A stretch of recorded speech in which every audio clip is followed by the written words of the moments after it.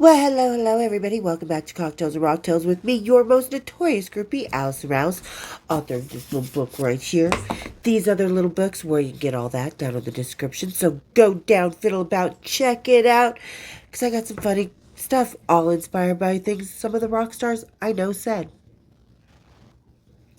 Pretty cool stuff. So go check it out, you guys. And as always, thank you for everybody who supports this channel by being here, by being a member, by buying the merchandise, by commenting, sharing everything you guys do to get this channel out has been amazing. We just hit 2,300, so that's a nice hurdle to another hurdle to be jumping that I'm so excited we finally got to, and I'm so excited for more and more people to meet new family members, and the way you guys are with new people here, just amazing. Thank you for all the amazing heart and souls and kind people that are part of the family here. You guys are awesome. Just never going to be thankful enough. And speaking of thankful enough, sometimes a new start is really something we are very thankful for.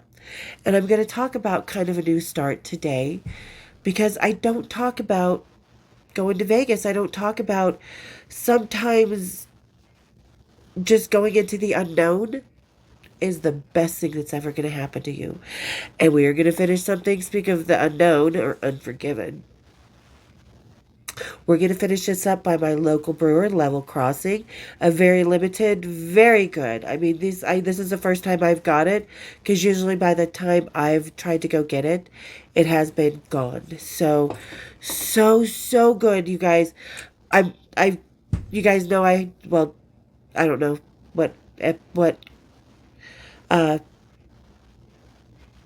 what order I'm going to put all the episodes up in. So I might not have drank this yet, but yeah, our Level Crossing, the Black Album, we're gonna drink it right now, and we are going to talk about my Vegas years, about going into the unknown and what it was like, and a couple things that I don't really talk about. I'm gonna kind of jump over that chapter a little bit, and we're gonna talk about when I first went to Vegas. That first 6 months, so many crazy things happened.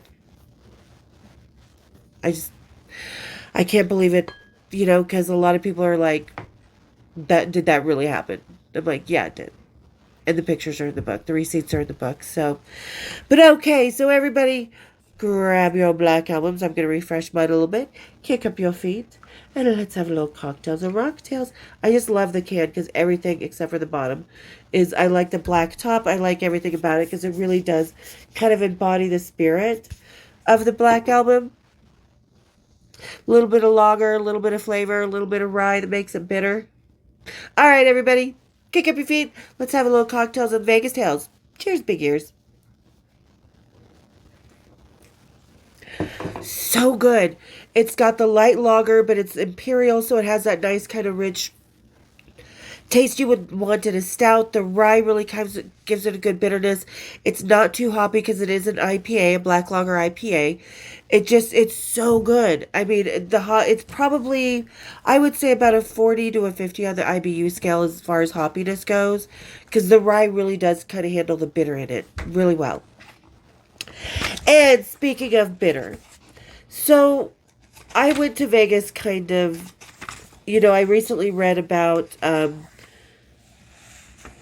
being in Seattle and things falling apart between Kristen and I. Recently read about that and talked about that. And I had the opportunity to go down to Vegas and open up their very first strip club in Deja Vu's very first strip club in Vegas. The mothership of all strip club locations. Like, you just don't make as good money anywhere else on the face of the earth. Maybe Houston, Dallas, maybe, but Vegas, definitely. The whole mothership of all strippers. And I just kind of disappeared because I do that sometimes. If I just need to get away, there's times I just disappear. And I told him I was, going down to Vegas. I was up in Alaska for a few months, came home to a shit show of hypocrisy because Dion and Jeff and Kristen and Jeff, Dion's best friend, the whole story about that. So I just was like, yeah, I was getting ready to move out to my own apartment, my first very own apartment, all of my very, very own. in this town that I lived in by myself that I built a whole life in. And that was my plan, was to move in, go down to Vegas for a few months, come back, move into the apartment, have a bunch of money to live off of, go to school, go down to Vegas every so often, right? That was the plan, but sometimes when you go into the unknown, because I had just heard about the club. I had just heard about the club. Everybody's like, it's really good. I had called the manager a couple times. He's like, well, you're going to have to come down and audition. I was like, and Jack and I became some really, really good friends. Like, he's just really awesome. He's still one of my closest friends to this day. But okay, so this is July of 1995, fresh off the heels of Vinny, fresh off the heels of, you know, um, God, I got arrested in Seattle. A long story about that. We'll talk about it in another one. Nothing crazy. I wasn't, yeah, nothing disgusting, crazy, anything like that. Just strip club bullshit. Because there was very, very strict laws that you could only charge $10 a dance. Fuck that. I'm an independent contractor. You cannot tell me what the fuck to charge for a dance. But okay, so here we go. This is July of 1995. And I just got sick and tired of everything going on at home. I got sick and tired of the fucking Seattle bullshit with the laws telling us what to do, because that's like telling people down at the Pike Street Market what they can charge. You can't do that. We were independent contractors. Okay, so I got off the plane and wandered my way down to baggage claim. That was where my plan ended. I had no idea where I was headed once I gathered my oversized suitcases to the waiting taxis outside the glass doors. I had several hundred, I think I had like $2,000 in my pocket, and I hoped that that would at least pay for a few days' worth of hotel rooms. Other than that, all I knew was that I was free from all the crap back in Seattle and was finding my own way for the first time. I was happily frightened.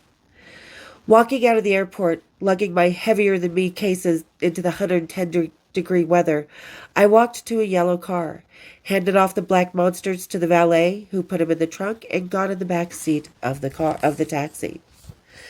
Where to? The man asked as he spied me in his rearview mirror. I'm not sure. Where's the decently priced hotel? I counteracted. He turned around and looked at me.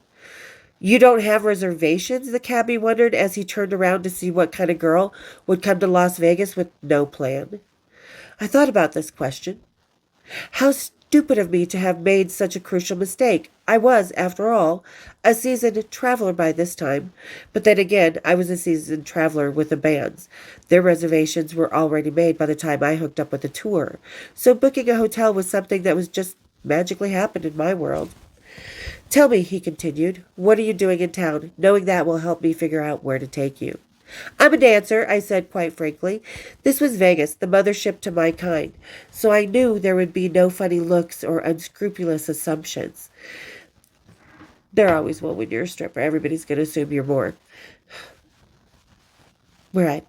Oh, there's a new club. There's a new club called Little Darlings. I'm going to be working. All right. That tells me where you want, close to the club, and by the looks of you, not a weekly.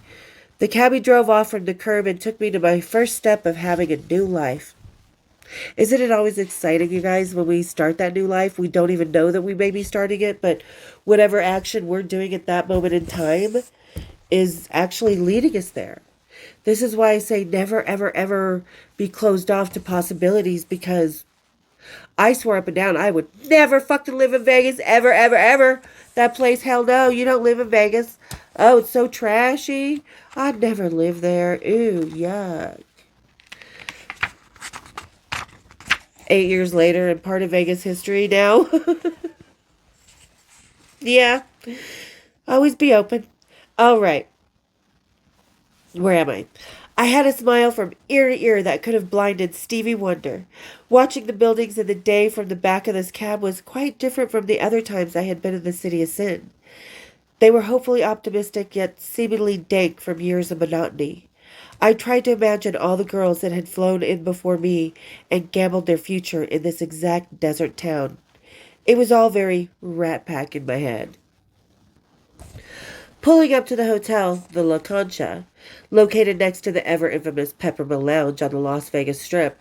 The Peppermill Lounge, if you've ever seen the movie Casino, and there's a part where Sharon Stone is sitting with Robert De Niro next to a fire pit, that's the back lounge. The Peppermill Lounge has like a very high end kind of Mimi's Cafe, Denny's, where everybody in Vegas goes. And then in the back, there's this really awesome lounge with that fire pit. And it's just really awesome. And that's where they were in that movie Casino. Love, love, love, love, love that place. One of my favorite places to go in Vegas for late night munchies or after work drinks or whatever. Okay. Da, da, da, da, da, da. The driver told me, okay, pulling up to the La Concha, the driver told me that this was one of the old type places the Rat Pack guys would come to when they didn't want to be noticed with a lover of a higher profile. It looked the part. Kind of a hussy but still top-notch place in its day. I exited the cab and gave the nice man his money before stepping out of the heat and into the chill of the lobby. There was no casino here, no slot machines hogging the walkway, and no hidden agenda. Just a friendly, unassuming retro lobby that didn't mean to be as cool as it had probably not been updated since Dean Martin supposedly bedded a certain blonde in an upper room. This was my kind of place. Excuse me, you guys, my allergies still getting better with my sinuses. I inspected the room for the approval for before plopping down money because they would let you do that. They're like, do you want to see one of the rooms? I'm like, yeah. So I inspected the room for approval before plopping money down and calling it my home. Silver walls with big white beds remembered the days when men and women dressed to the nines to go out for an evening. There was a black wrought iron vanity with a matching chair to the left that separated the dressing area and the bathroom from the beds. And, since the hotel was under renovations, I would have all the free movies I could handle. Back in the you had to buy the movies day from the hotel. I pictured this being the secret rendezvous haunt for the recognizable faces of the Sunset Strip at its time. It was elegant in an Elvis kind of way, yet quite graceful in the air it gave off.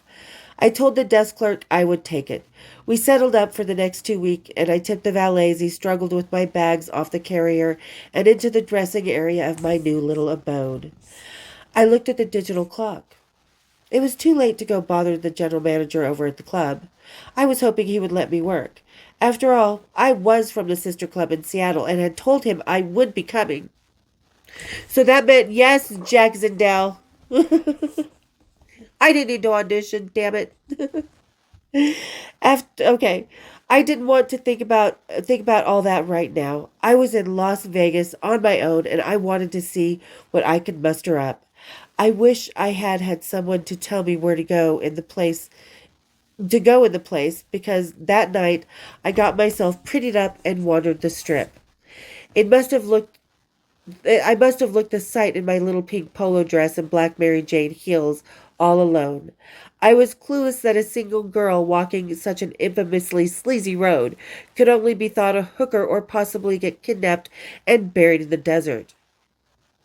No, I didn't think about that at all. Because, I mean, and I still am. I'm brazen like that. Sometimes you just don't think about it. I just was like, huh, explore. Let's go see what's happening in the world in Las Vegas. I threw some money into my purse and naively, as usual, skipped out the lobby doors to see my new land. The next morning, the sun shot through the crack in the curtains with a grudge, reminding me that I had to get up and go see that guy Jack over at Little Darling's. It pierced the room and illuminated off the silver flecks of the walls. I was dreading going to the club because I still wasn't sure if I was going to have a job. The GM had not given me a positive answer, or a definite answer, as I think is what I meant to say. He had still not given me a definite answer, only saying to come on down and we will see when you get here. I knew I could dance and was better at that than most, but was not sure what a black-haired, natural-chested stripper was not sure where a black-haired, natural-chested stripper would fit in the nightly illusions of and perfect show. Okay, let me reread that. I'm so sorry. I knew I could dance and was better at that than most, but was not sure where a black-haired, natural-chested stripper could fit in into the land of nightly illusion and perfect showgirls. Because you do think about that, no matter how hot you were, no matter how pretty we are, or whatever, everybody still has their insecurities. You still don't know because I told him, I said, well, I do work at Showgirls. I do expect to be able to work there because we can work any club we want that Harry Mahoney owns. That was kind of the deal with Deja Vu. Once you started working with them, you could work at all their clubs. And Jacksonville was very picky about who he let into the club. There were rules. Like, with lap dances, how you could perform on stage, how much spread time you could have on stage, because we weren't here to just show hoo-haws and tatas. We were here to be the showgirls, to compete with what was going on the Vegas Strip at the time, because there was a lot of, God, I gotta cut my bangs, naked shows. But anyway, so I just kind of had wandered into Vegas and didn't know where I would fit in. But hell, why not? Wasn't getting any better for me in Seattle with my roommates. But at this point, I was still planning on going up to Seattle, still going back to Seattle. Waking up once I got into the shower, I dragged ass. Okay, let's skip over this. So I got the job at Little D's, obviously, of course. So let's go to September. Because September is where it starts getting good. So by September of 1995, I was steaming along in my new city, but still trying to get fully acquainted with her ways. I had found a good pot dealer and a couple of lovers that had satiated my thirst. The first, a very handsome actor that was filming a movie in Vegas at the time. I've talked about that. Oh, he was oceans of good time with him and his 11 friends. Anywho, he was charmingly dangerous and more fun than you could shake a stick at. He and I lounged here and there like Frank and Ava, hidden away in my little time capsule of a hotel room.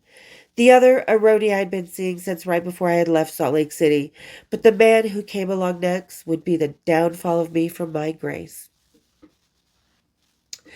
We all meet our match, don't we? And I was about to meet my match, and so was he. Amy and I casually got ready at my hotel room one night after dinner at the Hard Rock Hotel. I couldn't decide what to wear and had been shopping the day before. She chose for me a plaid miniskirt and a satin white top. It'll do in Vegas. One can get away with it, I thought. That little skirt would end up being the last thing that sealed my fate. You see, Amy and I were meant to go to some desert rave that night. But when we got to where the buses were loading to take the masses out to the party, the cops were militant about showing your ID. Amy wasn't yet 21, and we didn't want to take the risk, so instead we went to the one place that we knew she could drink, the Hard Rock, because they're very, very strict about IDing you in Vegas, but the Hard Rock at the time, you could go, a lot of people would get ID'd over and over because they didn't look 21. So you could go to the security booth, show your ID, get a wristband that showed you were 21 and over, and you had no problem. So I would go get it. We'd go to the bathroom. Amy would go to the bathroom. I'd go to the security booth, get my wristband, give it to her in the bathroom, and we partied all night long. And that's how we got away with her being under 21 in Vegas. Tell you, we got away with a lot of fucking shit in the Hard Rock. So Amy wasn't 21. Okay, we went to the one place we knew she could drink. We had been there for dinner when one of our favorite security guards chatted us up and told us of this show that night. It was a band called Neurotic Outsiders. John Taylor of Duran Duran. If you watched my New York City episode, you guys know John Taylor was one of my many conquests in the month that I was in New York City that time. So I was like, ooh, instantly intrigued. And lastly, Steve Jones of the Sex Pistols. That kind of caught my attention because there was a girl, Jana, the Jerry Cantrell Jana, the soft serve chocolate ice cream girl that he left on her. She always wanted Steve Jones. She was like, when she lived in LA, because she lived there for a while, but then she decided to move to Seattle, where the grunge rock stars lived. But she always wanted Steve Jones. She would even go to AA to try and get him. And if Steve Jones isn't going to fuck you, honey, you're SOL. He'd fuck just about anything about that time because he had an addiction. So And Amy and I knew we were a little late for the concert, but definitely not too late for the fun by the time we got back there. I remember when I first started listening to the Sex Pistols. I liked the music and found the amusement in its vulgarity. I also clearly remember stating that not even as a groupie could I ever sleep with one of them. It would be slumming, I remarked to my former roommate. So what the hell was I thinking when I walked into the Hard Rock Hotel that hot fall evening years later? I'll tell you what I was thinking. I was on a hell-bent mission to bed him to get back under the skin of Jana, that girl I had despised back in Seattle. She always bragged about going to the AA meetings in Los Angeles just so she could be around the famous addict, but he never paid her any mind. Which says something about the girl because Steve Jones is known to be the biggest slut in Hollywood. At the time, yeah, he sure as hell was. I was oblivious. Okay, sorry about that. I was oblivious to the length of his prowess at the time. The hookers, bathroom, alleyway hookups, not to mention the drugs, heroin, shooting up, and all that. I had an inkling, but since all that was not a part of the world I knew, I was very naive, comparatively speaking. I was putting to myself into what I saw as a sexual danger zone, even for me, but I didn't realize it at the moment. Despite the fact that what Despite the fact that what little I did know was eating at me, I still walked through the door of my new city's hottest haunt and straight into the jungle of slot machines and gambling tables on my personal safari. I was apparently a master hunter. I found him immediately, not even 2 minutes, not even fucking 2 minutes into the Hard Rock. I found him immediately on my friend Amy and I's first round about the casino floor. Steve was talking to some blonde girl wearing a long red China doll dress.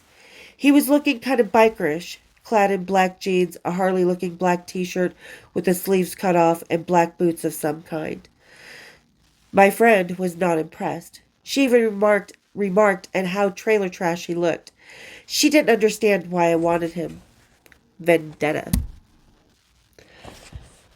I quickly glanced over my shoulder. Oh, vendetta, where was I?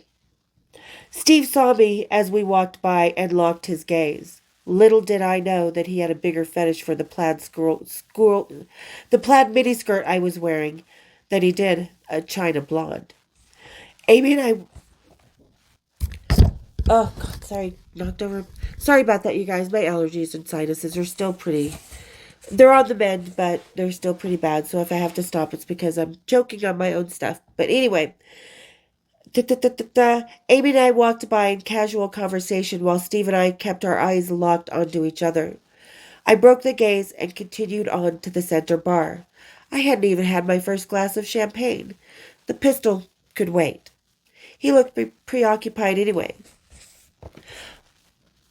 I quickly glanced over my shoulder for one last flirt, only to find Steve's hand waving me back.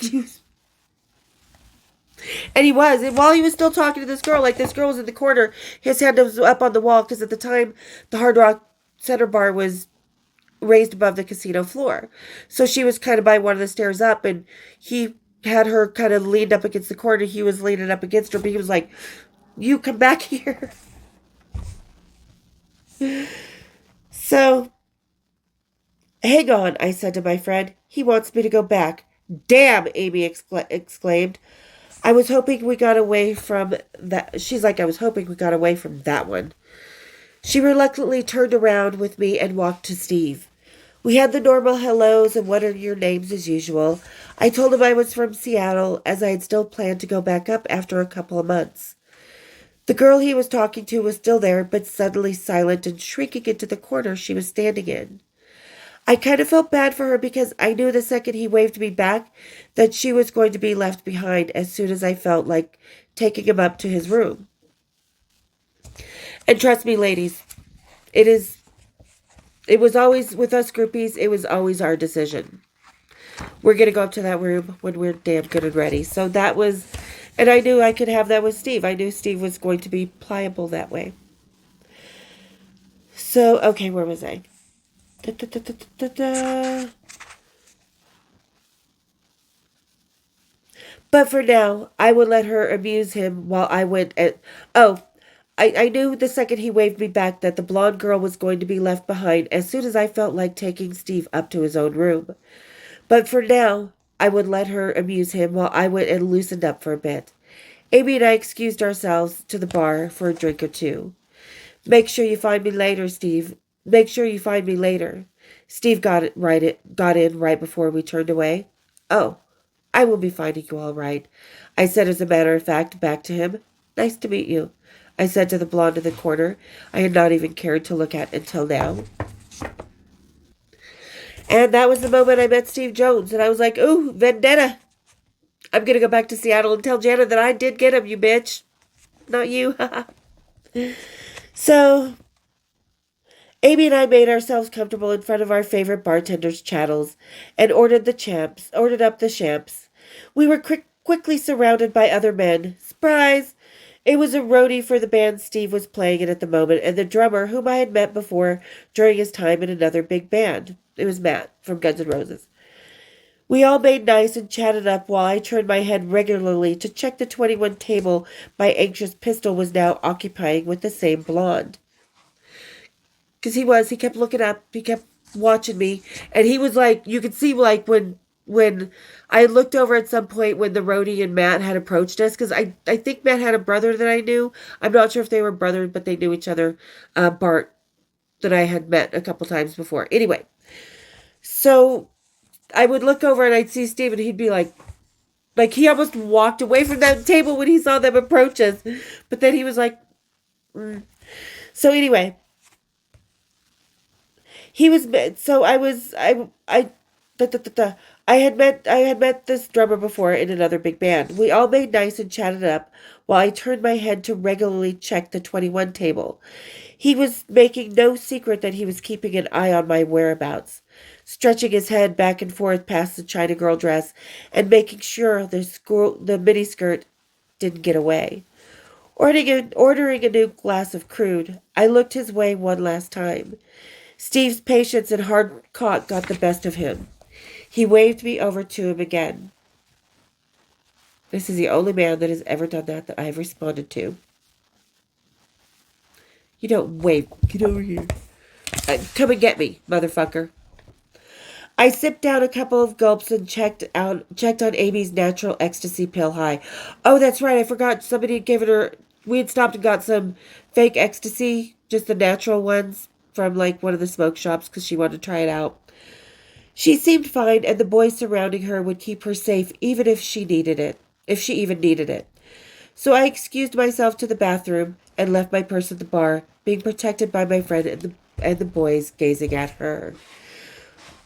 I approached Steve, and the first things out of his mouth. Want to go upstairs? See, Steve said immediately as he grabbed my hand after approaching him. He was straight up like that. I liked it. My vendetta was now officially about to be filled, and I was happy as a clam in my own agenda. I went back and grabbed my purse and told Amy I would be back in a couple hours, maybe less.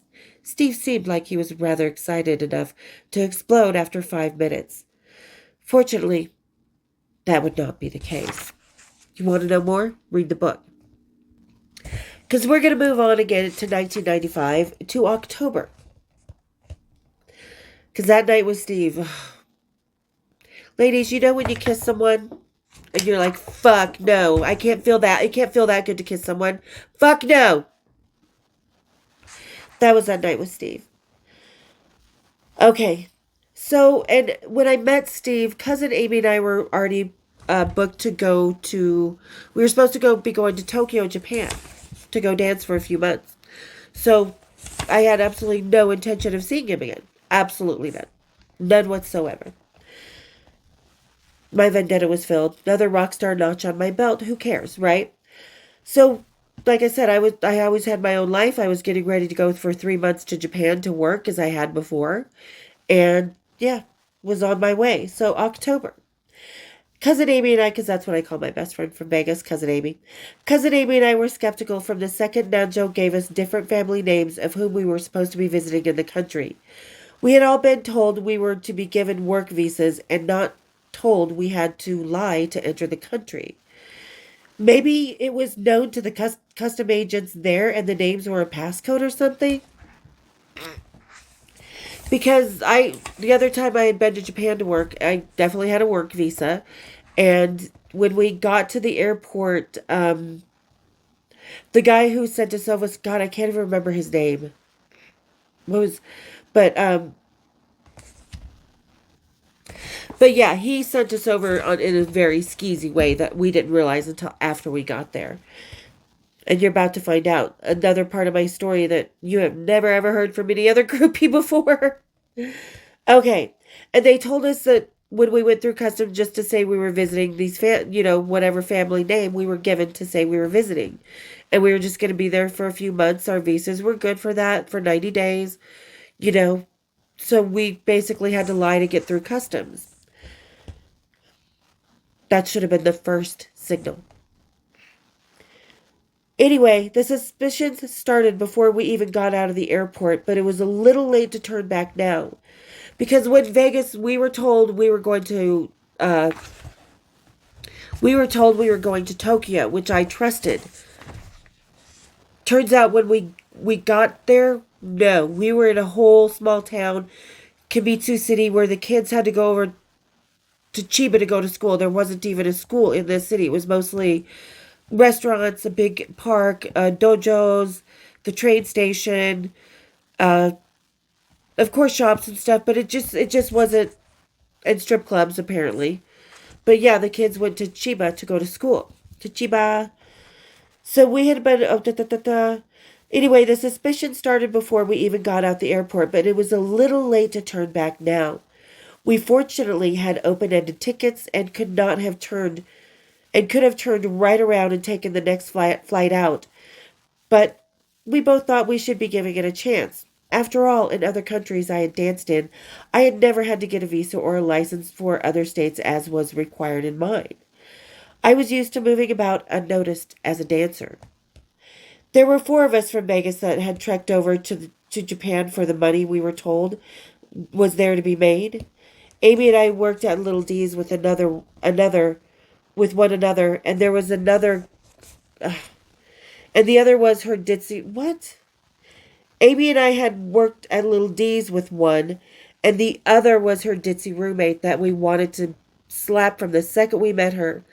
We could tell that she may be the one that went missing if there was anything sinister about this trip. We wouldn't have cried if she did. Because we told her, before we even left the airport, don't give anybody your passport. Ever. Keep it on you at all times. Don't give it out.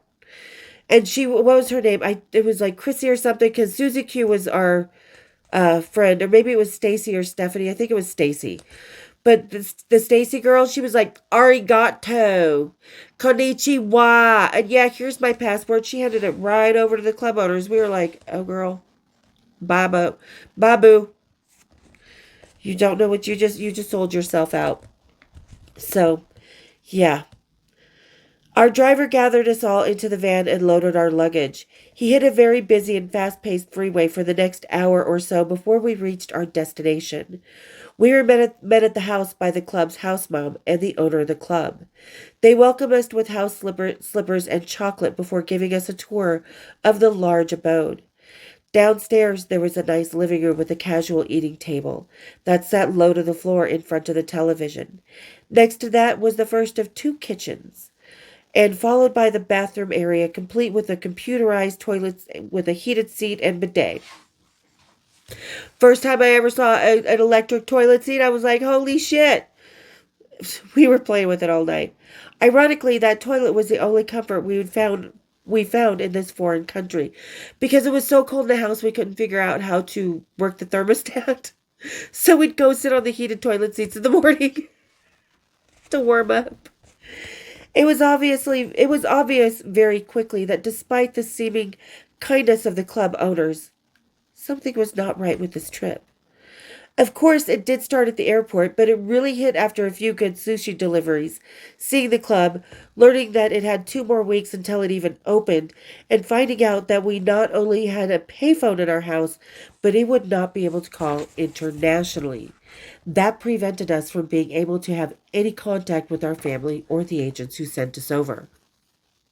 Scary thing, if you are a dancer traveling the world, Every phone you have has to call internationally. But when we found out not only was it a payphone, but it didn't call internationally, we definitely were like, oh, fuck. And the club wasn't even open for another 2 weeks. Yeah, definitely questionable. Not like the time I had been there before. The closest international phones were 5 miles away at the train station. These were not good signs. But even so, after all of the warnings, on our second evening, us girls had spent in Kimitsu while at the club, the owners did exactly what Amy and I had been afraid of. They asked for our passports for safekeeping to put in the club safe. That dumb roommate of our coworkers eagerly and quickly pulled out the document from her Hello Kitty purse and handed it over.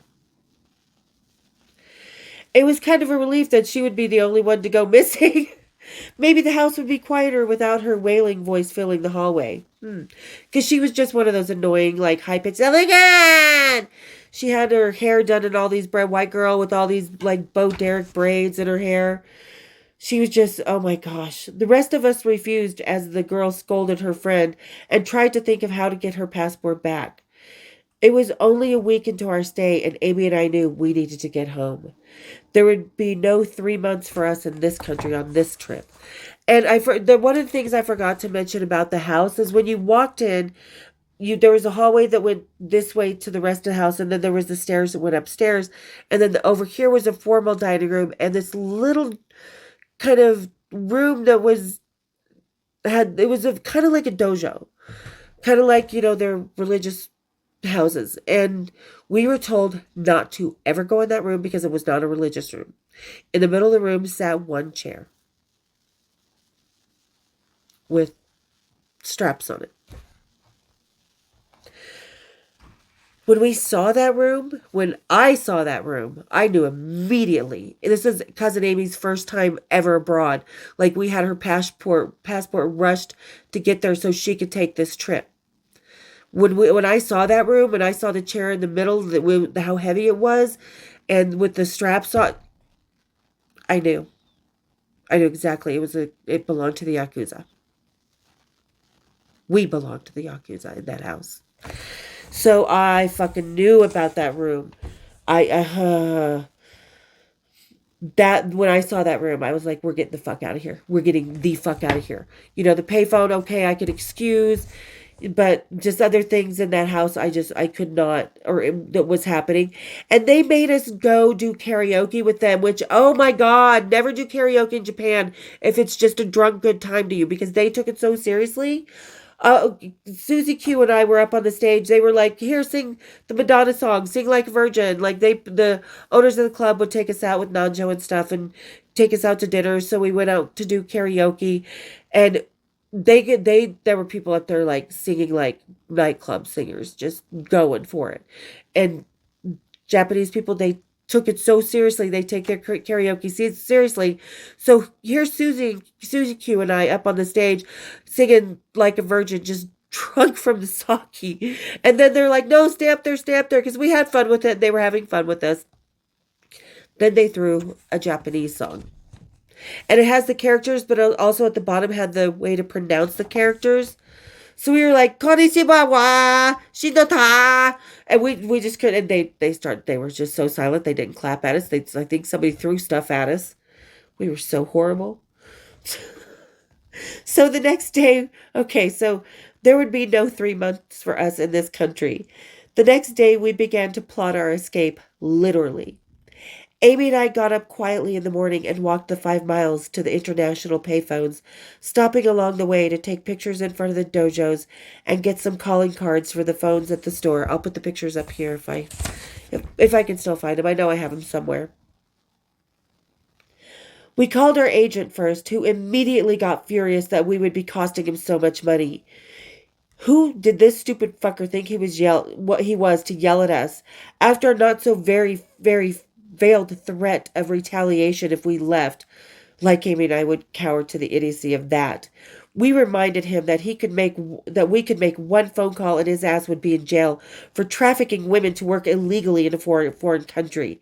He slammed the phone down. We never spoke to that guy again. Amy and I stood there for a few seconds staring at each other in disbelief. He didn't seem like such an asshole when he was sending us over here. Shocker that he ended up being the coward he was to have threatened what he perceived as weak women. Amy and I didn't know what to do next besides start the barrage of calls to our family members. They were just as lost as we were. I even called my grandpa. My grandpa, my mom's dad, my grandpa Hunt. Oh, he had no idea what I did. He thought I was just a cocktail waitress. We did, because, they're well-to-do, little old school, prim and proper. You don't want to tell your grandparents you're a stripper, even though my dad's parents knew. They were much more cool about it. But yeah, so I even called my grandpa. I'm like, we are stuck here. He called the U.S. Embassy for us. So yeah. Called my mom. My mom started calling her senator friends. My grandpa started calling his senator friends, of what to do. He called the U.S. Embassy for us. But yeah. So as the family, as we called the family members, they were just as lost as we were, but would make some calls to help get us to safely out of what we now knew to be the Yakuza stronghold. A couple of days earlier, the club owner's boss, as we called him, had visited the house, and they had gone into that little room in the house that was forbidden to us dancers. What happened in there did not sound very friendly. We had ignored it, and ran up the stairs to our private bedrooms now that there was an awareness to where we had been sent. We decided not to go back to the house right away, and instead chose to sit on a bench and wait for a half hour or so before we started calling again. As Amy and I sat and watched the kids in their school uniforms ride up on their bikes and disappear into the underground trains, we began to be homesick for our new life in the desert. I was trying to hold back tears as I turned my head to the ground and wished for a sign that it would be okay.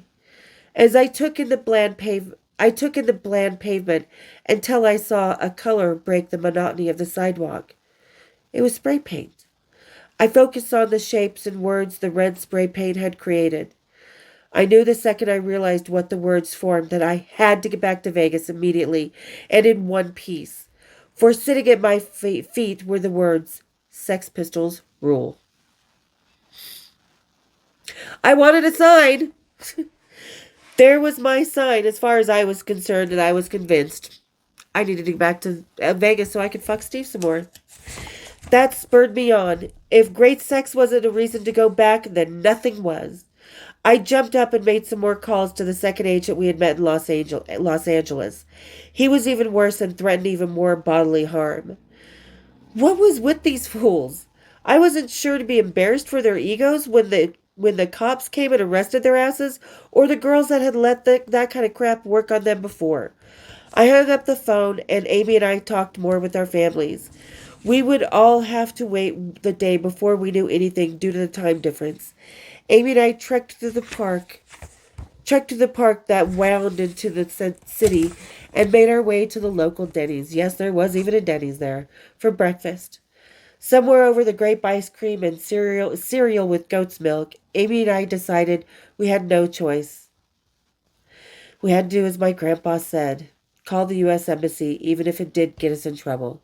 My grandfather had already called him and suggested it to my mother as our only way. He was seemingly right. We had discovered that no cab driver in the small city would drive American women in cabs anywhere outside of the city alone, so there would be no way of getting out of the town quickly. We didn't know our way around the train system as we had been driven everywhere and certainly did not understand the writing on the bus station schedules. We needed help, and the only people we could get it from were working behind the walls of a compound we never saw. Upon arrival back at the house, Susie Q, our Vegas coworker, came running down the stairs to divert what she knew would be an ugly situation. Apparently, some other girls had shown up for the club and were trying to take over the two private rooms the four of us girls had been occupying for the past 2 weeks. The past 2 weeks we had been hanging around Japan. They didn't seem to like the room they were instructed to live in, and I don't blame them. The room was long and filled with about 10 bunk beds, so there would be absolutely no privacy, as there was in the double rooms we had been given. By this time, Amy and I were out. We ended up calling the U.S. Embassy so we could even get a car to the train station with our giant suitcases. Giant suitcases played such a huge part of my life in so many different directions. And I could fit in that bitch. I could, like my brother, zip me up in it. So, yeah. By this time, Amy and I were out. We ended up calling the U.S. Embassy so we could even get a car to the train station with our giant suitcases. As Amy and I left the house, some random Japanese man was there to supposedly fix some gas leak none of us knew about. Oh, I forgot about this. And we were upstairs in the second kitchen, and our private bedrooms were off the kitchen, and there was this little bathroom that was just like a glass door, frosted glass door, and it had the shower head and a toilet, just all in one, like a little camper van uh, bathroom. So what? And with this little, and he was this little tiny Japanese man, and next thing we know, like he's undressing and literally got undressed to these old school red one piece, you know, flapper in the butt, old school like Little House on the Prairie pajamas, like his long johns. He just got undressed. Why he was undressing down to his old-fashioned red long johns, we had no idea, and it was no longer our concern. The car sent to save Amy and I was now out front. It screamed us the 5 miles to the train station and it deposited us by the ticket booth. We dragged the bags up and down the giant staircases between trains until we finally arrived at Narita, the airport in Japan, where we missed the only flight out on Korean Air by an hour. Amy and I slept with about 20 other people in the chairs by baggage claim, while being hovered round by a couple gunned up security guards, because they were armed. Like the security guards at the Narita at nighttime, they were armed security guards. Big arms. The night went by quick enough for Amy and I to board the 9 a.m. flight along with a herd of some very cute skateboarders on their way back to Cali. Finally, we were going home, back to Vegas, where we belonged. Well, at least I belonged there. So there you go. And 2 weeks later, that's right. Amy and I had barely returned from Japan before we ran into Suzuki at the grocery store. She had also had to escape a week after we did. Apparently, our departure had caused a stir among our sinister hosts, and locks became involved in keeping the dancers as their possessions. The man that had picked us up at the airport in Nanjo had become her ally and snuck her and a couple other girls out in the middle of the night. We were all lucky to be home. After that ordeal and the arrival of Thanksgiving, this is exactly where Amy went. Back to Michigan, home for the holiday, and another 6 months until I persuaded her to come back as a birthday ruse.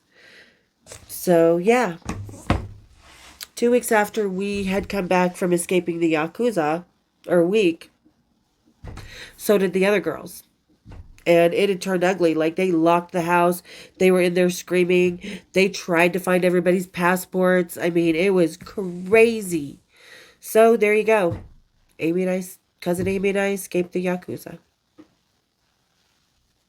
Yep. Right after I met Steve Jones, then I see the Sex Pistol. So there's signs everywhere, whether it's on the sidewalk, whether it's at the airport, whether, it's follow the signs. And sometimes going into the mouth of the unknown, while it may be an adventure, it's not always going to be as happy and as easy as me going to Las Vegas into the unknown. It didn't turn out as great that second time I went to Japan, but I'm glad we had the families that were able to get us out, and, we were able to use our open-ended tickets and stay the night at the Japanese, and we just ate. We just had, and they were giving us money to be there for the 2 weeks, so they were giving us like 500 American dollars. It was like 50,000 yen a day. So yeah, so we had money, but it was just a matter of getting out because, yeah, what went on in that room? You guys think the Yakuza doesn't exist? They do. And they had the, what do you call it? The long sleeves, because the Yakuza, they never ever, like, show their tattoos, because their tattoos are all, show who they are in the Yakuza. So they always wear long sleeves, black suits, ties, just they're always dressed to the nines in their suits, never showing an ounce of flesh from only their hands and their face. That's all they're ever showing because they're not going to show off their Yakuza tattoos. So, yeah, Cousin Amy and I, we escaped the Yakuza. And we had such a good time on the flight home with the skateboarders. Especially Cousin Amy. She was just up there hanging out with them while another one and he traded seats with her. And we were just running around that plane like crazy. Then and we got back and everything was fine. And we just went on about life. Like we never had to do that. So there you guys go. There's my first 6 months in Las Vegas. Pretty adventurous. I went to Las Vegas. I started working at the club. I immediately started doing photo shoots and magazines. Did the when we got back, I did the Comdex CES for Deja Vu, the adult side, which is all the club owners, all the porn stars, everybody's there, and we would sign our magazines. Yeah, so it was a pretty wild kickoff to my Vegas years. Still my favorite adult hometown, though. Still so much fun. So there you guys go. That was my adventure into Las Vegas. Ladies, tell me your craziest adventure when you were out stripping. What happened to you that made you so scared, if anything? Because, ladies, as strippers, we know we're in this little bubble of a world and we're like a family at the club and everybody's got each other's backs most of the time. Yeah, you have girls that fight with each other, but in the long run, if somebody was violating someone I did not like, I would 100% have her back. 100%. So being in the little bubble of the strip club and, also coming to Vegas, and within a month, there I was. I had my groupie life figured out in Las Vegas in no time. And Steve Jones, like shooting fish in a barrel. And ladies, tell me the easiest rock star you ever got that was like shooting fish in a barrel. Because, yeah, we all know that they're pretty easy to get sometimes. And thank you, as always, to everybody who got to the end of the episodes with me. And thanks for listening to my story and really engaging in the comments and having conversations with me. It really means the world. So thank you guys so, so much for everything here, as always. And as always, if you're just lingering about, hit the subscribe button, become part of the family. We're badass here. So hit the subscribe, hit the share. Let's grow this channel. I want a plaque. I want a plaque. I know it's pretty selfish, but I'll share it with you guys. But yeah, so hit the subscribe, hit the bells. We'll see you next time on Cocktails and Rocktails. Cheers, big ears.